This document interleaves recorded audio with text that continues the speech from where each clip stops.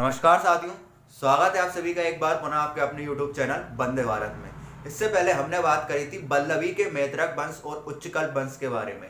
इसके बाद आज हम बात करेंगे राष्ट्रकूट वंश के बारे में, जो कि न केवल मध्य प्रदेश राज्य का बल्कि भारतवर्ष का एक बहुत ही महत्वपूर्ण वंश रहा है और इसने कई लंबे समय तक भारत के एक बड़े भूभाग पर शासन किया है। इसी के साथ साथ इसने मध्य प्रदेश राज्य के भी एक बड़े भूभाग पर शासन किया है। देखिए, राष्ट्रकूट वंश जो है आपका, ये एक बड़ा वंश है और मध्य प्रदेश राज्य के इतिहास के अंतर्गत राष्ट्रकूट वंश से संबंधित कई महत्वपूर्ण बातें आती हैं जो कि आपके एग्जाम में पूछी जाती हैं।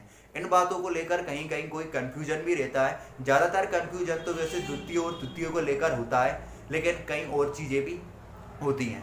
तो अगर हम बात करें तो सुविधा के दृष्टिकोण से मैंने आप लोगों के समक्ष राष्ट्रकूट वंश का जो इतिहास रहा है मध्य प्रदेश राज्य में, इसको 3 भागों में विभाजित किया है।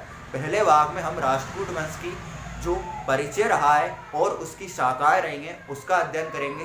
दूसरे भाग में हम राष्ट्रकूट वंश के शासकों का अध्ययन करेंगे। वहीं तीसरे भाग में हम राष्ट्रकूट वंश के भी शासकों का अध्ययन करेंगे और जानेंगे कि राष्ट्रकूट वंश का अंत कैसे हुआ। तो चलिए आज हम पहले भाग की ओर देखते हैं कि पहले भाग में राष्ट्रकूट वंश का क्या परिचय है और किस प्रकार से इसने अपना शासन किया। चलिए, तो अगर हम बात करें तो 7वीं शताब्दी से लेकर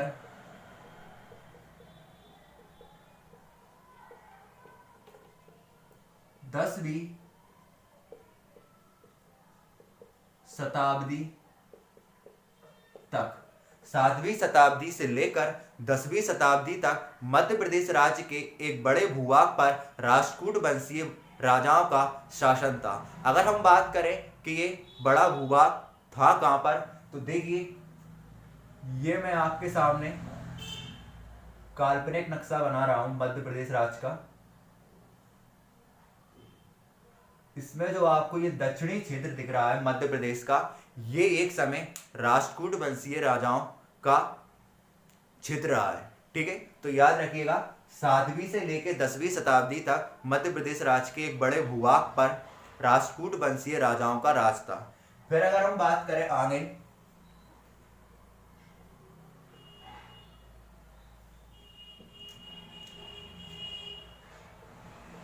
तो देखिए राष्ट्रकूट वंश की एक शाखा बैतूल अमरावती क्षेत्र पर शासन किया करती थी।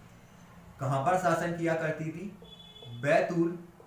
बैतूल जो कि मध्य प्रदेश के सबसे दक्षिण में स्थित एक जिला है, और अमरावती जो कि मध्य प्रदेश के दक्षिण में स्थित महाराष्ट्र राज्य में स्थित एक स्थान है। तो राष्ट्रकूट वंश की एक शाखा बैतूल अमरावती क्षेत्र पर शासन किया करती थी।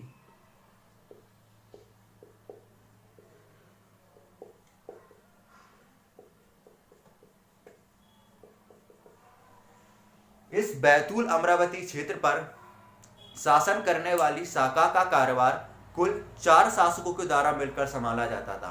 कौन कौन से थे ये 4 शासक, चलिए देखते हैं। तो पहले शासक का नाम था दुर्गराज, दूसरे का था गोविंदराज,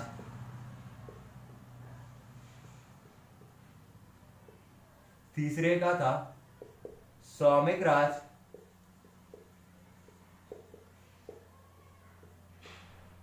और चौथे का था नन्नराज युद्धासुर। ठीक है, नन्नराज युद्धासुर।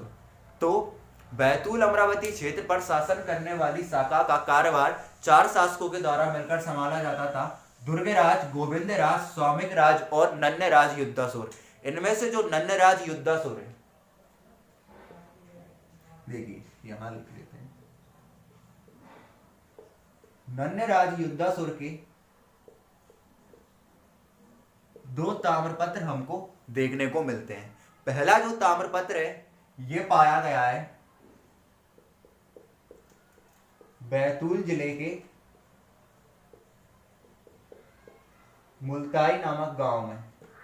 मुल्ताई जहां से हमारी ताप्ती नदी का उद्गम होता है। किस नदी का उद्गम होता है? ताप्ती नदी का। ये आप मध्य प्रदेश के भूगोल में जानेंगे। कहाँ से किस नदी का उद्गम होता है, कितनी नदी मध्य प्रदेश में कितनी मुख्य है, चलिए उधर की बात उधर ही करेंगे। फिर दूसरा जो ताम्रपत्र है ये मिला है तीतरखेड़ी से, ठीक है। तीतरखेड़ी भी मध्य प्रदेश में ही है।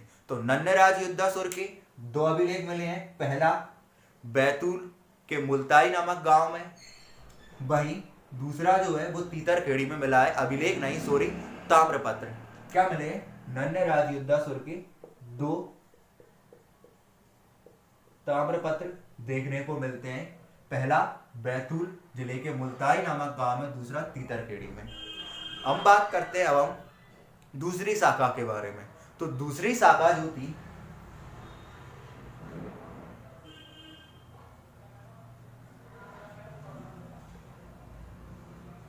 दूसरी शाखा राज किया करती थी मान्यखेट में, ठीक है।